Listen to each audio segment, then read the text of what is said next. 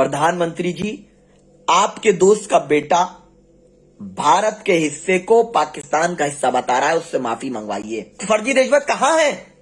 सवाल करो ना ट्रंप के बेटे से। तुम्हारी औकात नहीं है, तुम तो उसके लिए पूजा अर्चना कर रहे थे। ऐसा लग रहा था कि इनके फुप्पा लगते ट्रंप साहब। आज का विषय अमेरिका चुनाव है। अमेरिका में जॉन बाइडेन जीत गए और डोनाल्ड ट्रंप हार गए। कौन डोनाल्ड ट्रंप? जिनको अंधभक्त जिनके लिए पूजा दुआएं कर रहे थे, वही डोनाल्ड ट्रंप जो भारत को धमकी देते थे और नरेंद्र मोदी जी उनको दोस्त मानते थे, वही डोनाल्ड ट्रंप जिनके लिए हाउडी मोदी और नमस्ते ट्रंप में उनका प्रचार प्रसार चुनाव प्रचार किया। और आज मैं इस जिम्मेदारी से कह रहा हूं, हमने उस वक्त भी कहा था कि नरेंद्र मोदी जी गलत पिच पर खेल रहे हैं और भारत को इससे नुकसान होगा। जब आप एक व्यक्ति को, किसी स्टेट के हेड को और उसके चुनाव में प्रचार करेंगे, अगर वो नहीं जीता तो उसका नुकसान उठाना पड़ेगा। अब जॉन बाइडेन जीत गए हैं, हम उनको मुबारकबाद देते हैं और उम्मीद करते हैं वो भी फासिस्ट ताकतों का साथ नहीं देंगे। और पूरी दुनिया को संदेश दे दिया अमेरिका की जनता ने।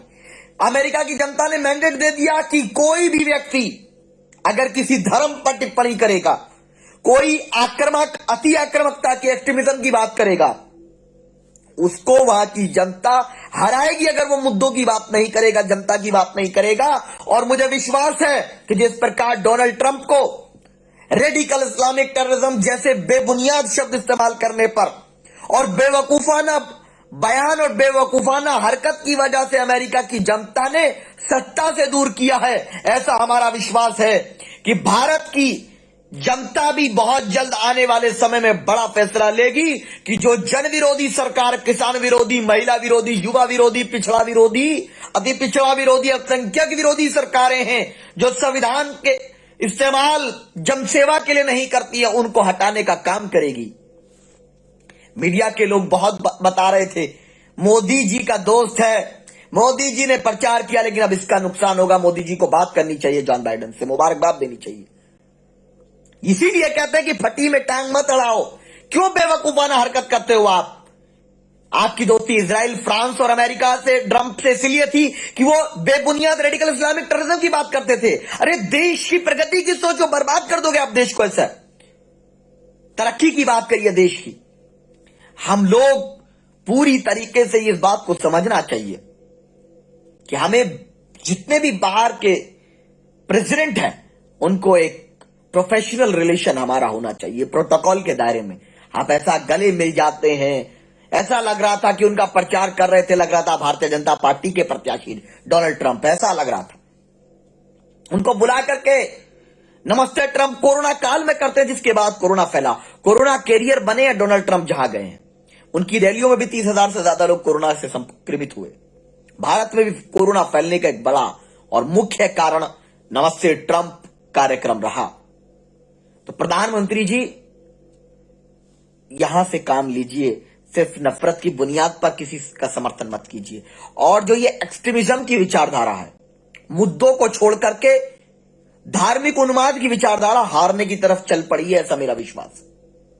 हमें कोई खुशी नहीं है कि जॉन बाइडेन जीत गए, हम जश्न मनाएं या हमें कोई उम्मीद है, नहीं नहीं नहीं नहीं। हम मुद्दों के साथ एग्री करेंगे, मुद्दों के साथ डिसएग्री करेंगे। जॉन बाइडेन से भी अगर हम कहीं डिसएग्री करेंगे तो हम लोग उनसे भी सवाल करेंगे। और ये जिम्मेदारी से हम कह दें, प्रधानमंत्री जी, आपके दोस्त का बेटा भारत के हिस्से को पाकिस्तान का हिस्सा बता रहा है, उससे माफी मंगवाइए, तलब करिए। कहां गई देशभक्ति? कोई बजरंग दल तो नजर नहीं आया, कोई हिंदूवादी जो संगठन बनने का बात करते हैं, ये देशभक्त, फर्जी देशभक्त कहां है? सवाल करो ना ट्रंप के बेटे से। तुम्हारी औकात नहीं है, तुम तो उसके लिए पूजा अर्चना कर रहे थे। ऐसा लग रहा था कि इनके फुप्पा लगते ट्रंप साहब। कौन लगते नहीं मालूम, मैं किसी पर टिप्पणी नहीं करना चाहता, हम सबका सम्मान कर। लेकिन एक तरफ हमारे देश में भी है एक साहब, ये 2-3 दिन में बड़ी घटनाएं घटी। पूछता है भारत, और अब पूछ रहा है भारत कि आत्महत्या को मजबूर क्यों किया था।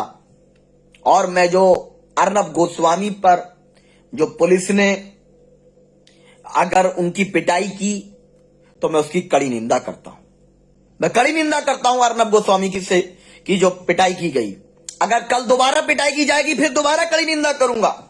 अगर रोज मारा जाएगा उस व्यक्ति को जिसने समाज में नफरत फैलाई, जिसने समाज में द्वेष की भावना फैलाकर मुख्य मुद्दों को, किसान, युवा, मजदूर वर्ग को, उसके मुद्दे को भटकाने का काम किया, अगर उसको रोजाना मुंबई पुलिस मारेगी तो रोजाना सुबह उठकर मैं कड़ी निंदा करूंगा।